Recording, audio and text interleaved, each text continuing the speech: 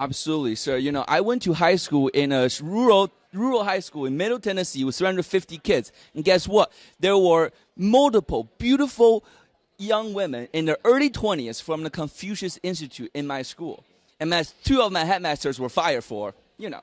And that tells you enough story. And I walk out of my school on the street in Middle Tennessee, people sitting in their car shooting up fentanyl or whatnot. So those are all serious problems caused to our country by the Chinese Communist Party that needs to be fixed. However, in 2017, George Higginbotham, an ex-DOJ official, pleaded guilty to taking $44 million from the Chinese Communist Party. Now, you know, that's why we believe, that millions of people believe that our first priority against the CCP should be to rooting out their infiltration in our government, the people in our government who are helping them. Then we can solve the problem. Yeah, you're hitting the nail on the head there now. You're exactly right. And, you know, you take the American people usually are what makes things move in Congress and in the federal government. And when they demand it, there's usually action taken. And sometimes it's things as simple as back in 2 years ago when all of those ships were sitting off the coast of California, right there at Thanksgiving. And people were understanding that, hey, we're not going to get our gifts for Christmas. Now, that's a simple little thing.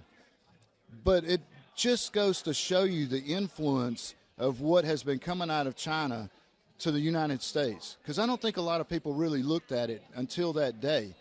You couple that with the fact that Donald Trump hammered on China and reeling in China. And I honestly believe that the American people now are beginning to wake up and understand that if we don't get back to an America First agenda in this country, we're going to have a whole lot of problems that we really brought on ourselves. Absolutely, sir. Thank you so much. And my last question, sir, is, you know, it was only years after the United States enacted an embargo on the Soviet Union that the Berlin Wall fell, and with it, the Soviet regime. Now, many people would present a counter-argument to decoupling from the CCP that, oh, China is so big of a country, they got 1.4 billion people. If the regime is gone, then China will collapse, everything will go to hell. But China have had a thriving civilization for 5,000 years without the CCP. Communists will be in power since like 60 years ago. So we believe that as long as we decouple from the CCP, the regime will fall and China as a nation, the people will thrive.